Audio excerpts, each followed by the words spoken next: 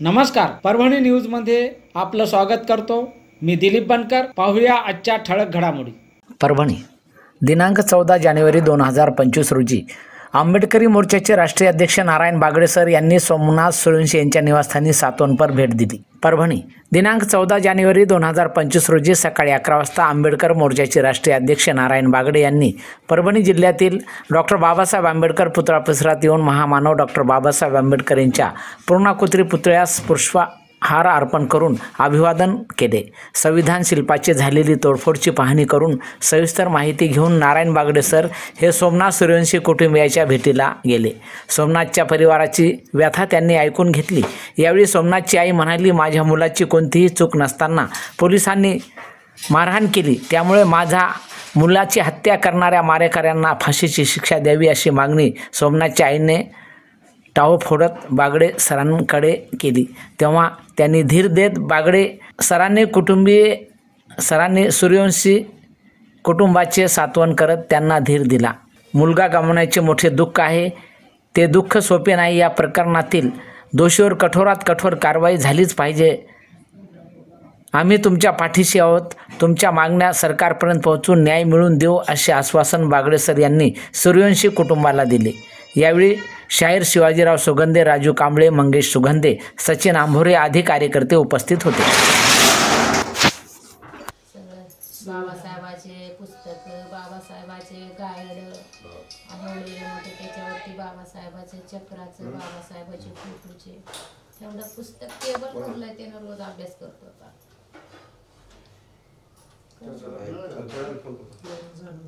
ते एकटंच राहिलं होतं, कारण मुलं राहिलं असल्यामुळे पैसे कमी लागतात, त्याच्यामुळे तो राहायचं इकडे मुलांना। जेव्हापर्यंत आमच्या शरीरात रक्त आहे तेव्हापर्यंत आम्ही सोमनाथ सूर्यवंशीला विसरणार नाही। त्यांच्या स्मृती आम्ही जिवंत ठेवून आणि समाजाला सांगून आज आम्ही औरंगाबादला नामांतर वर्धापन दिनानिमित्त चाललेलो आहोत।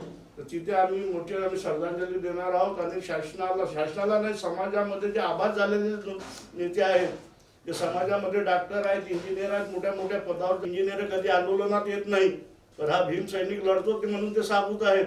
तर अशा लोकांना आम्ही आवाहन करणार आहोत की तुम्ही सुद्धा सूर्यवंशी परिवाराला आर्थिक मदत करावी। ज्याला पुचीराम कांबळे शहीद झाला, जनार्दन मावाडे शहीद झाला, त्याप्रमाणे सोमनाथ त्याचा इतिहासामध्ये एक नाव राहील आणि इतिहासामध्ये तो नाव करून गेला। आणि आम्ही हे करतो की असं मरण आम्हाला येऊ, आम्ही बाबासाहेबासाठी आमच्या जीवाची प्राणाची बाजी गेली तरी चालेल, पण असं मरण आम्हाला भगवंत देव।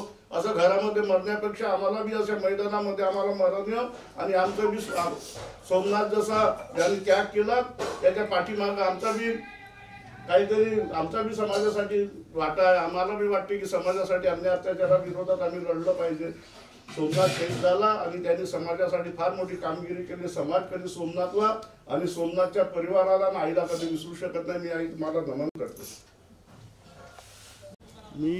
आम्ही आता भीमगड खाडेबंधूच्या निवासस्थानी तर पहिले खाडे साहेबांचं फार फार अभिनंदन करेल की त्यांनी सोमनाथ सूर्यवंशी यांच्या परिवाराला आसरा दिला। नेते आलेत, नेते निघून गेलेत, परंतु खाडे साहेबांचा एवढं मी अभिनंदन याच्यासाठी करतो। आणि आम्ही नागपूरवरून येताना हा आमचा कार्यकर्ता हिंगोलीला मला भेटला, दोन्ही डोळ्यांनी अपंग आहे, आंधळा आहे, आणि तो बोलला सर तुम्ही कुठं चालले? तर मी बोललो त्याला, मी म्हटलं परभणीला सोमनाथ सूर्यवंशीच्या परिवाराला भेट देण्यासाठी आम्ही चाललेलो आहोत। आमचे राजूजी कांबळेसोबत होते, आमचे शिवाजीराव सुगंधे जे आमचे जिल्हा अध्यक्ष आहेत परभणीचे।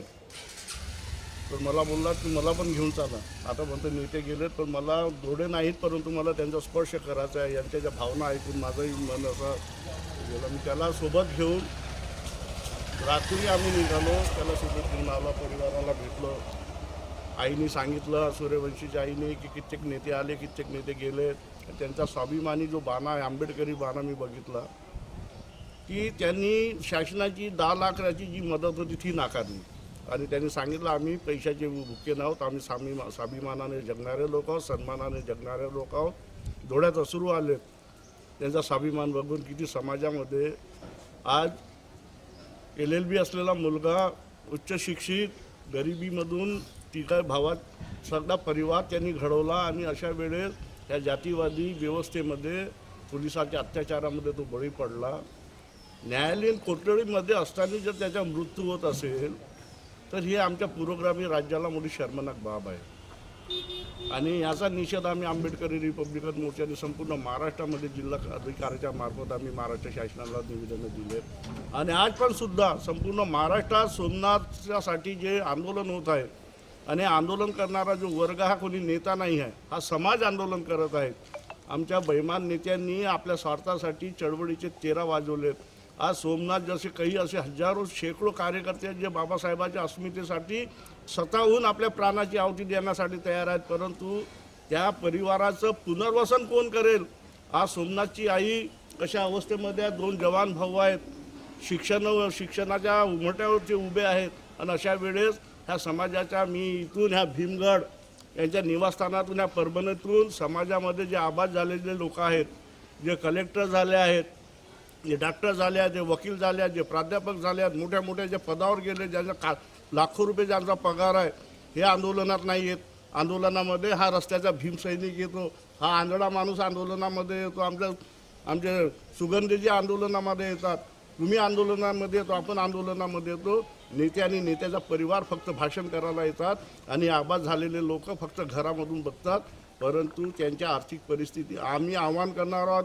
मराठवाडा विद्यापीठ नामांतर विस्तार दिनानिमित्त औरंगाबाद येथून आज भीमसैनिक दखल अभियान अंतर्गत की सूर्यवंशीच्या परिवाराला शासनाची मदत आम्हाला नको, कारण शासनाने त्याचा जीव घेतलेला आहे। आम्हाला समाजामध्ये आबाद झालेले जे लोक आहेत, डॉक्टर, इंजिनियर, मोठे मोठे पदावर गेलेले वकील आहेत, त्यांनी आपल्या कमाईतला 10% हिस्सा सूर्यवंशी परिवाराला द्यायचा आणि जर हा आबाद झालेल्या लोकांनी जर हे केलं नाही तर यांच्यावर ज्या दिवशी अन्याय अत्याचार होईल, यांच्यावर जेव्हा अन्याय अत्याचार होईल मग यांचे आरक्षण राहावं, यांच्यासाठी हा भीमसैनिक लढा उभारणार नाही। म्हणजे भीमसैनिक यांच्यासाठी जिवंत राहतो, भीमसैनिक यांना सुरक्षा देतो, पण यांचं कर्तव्य आहे समाजाच्या आबाद झालेल्या लोकांनी की अशा भीमसैनिकांचे आर्थिक पुनर्वसन करावं, त्यांना हिंमत द्यावं, त्यांच्या परिवाराला। तर अशी जी बिकट परिस्थिती आहे, आपण बघतो नामांतराच्या आंदोलनामधला पुशीराम कांबळेचा काय परिवार कसा जगत आहे, सुहासनी बनसोडचा परिवार कसा जगत आहे, गौतम वाघमारेचा परिवार कसा जगत आहे। आम्ही म्हणजे साध्या भीमसैनिकांनी शहादत करावं, साधा भीमसैनिक शहीद व्हा आणि यांनी बाकीच्या नेत्यांनी त्या मलाही खावं, भाषणं द्यावं, हे आता चालणार नाही। हा संकल्प आंबेडकरी रिपब्लिकन मोर्चाने केलेला आहे आणि आम्ही नागपूरमध्ये सुगंध साहेब यांच्या प्रमुख उपस्थितीमध्ये सूर्यवंशी परिवाराला आम्ही बोलवून त्यांना एक आर्थिक सहाय्यक निधी आम्ही देणार आहोत आणि त्याचप्रमाणे महाराष्ट्रातील तमाम सामाजिक कार्यकर्त्यांना आवाहन करणार आहोत की प्रत्येक जिल्ह्यातून सूर्यवंशी परिवाराला, त्याच्या भावाला, त्याच्या आईला आर्थिक निधी, सहानुभूती भरपूर झाली, आता आर्थिक सहानुभूती ही निधी जाहीर करावी अशी घोषणासुद्धा आम्ही आज करणार आहोत। आणि याचबरोबर हे बातमीपत्र संपलं। पुन्हा भेटूया पुढील बातमीपत्रात। शहरातील ताज्या घडामोडी जाणून घेण्यासाठी पाहत राहा परभणी न्यूज।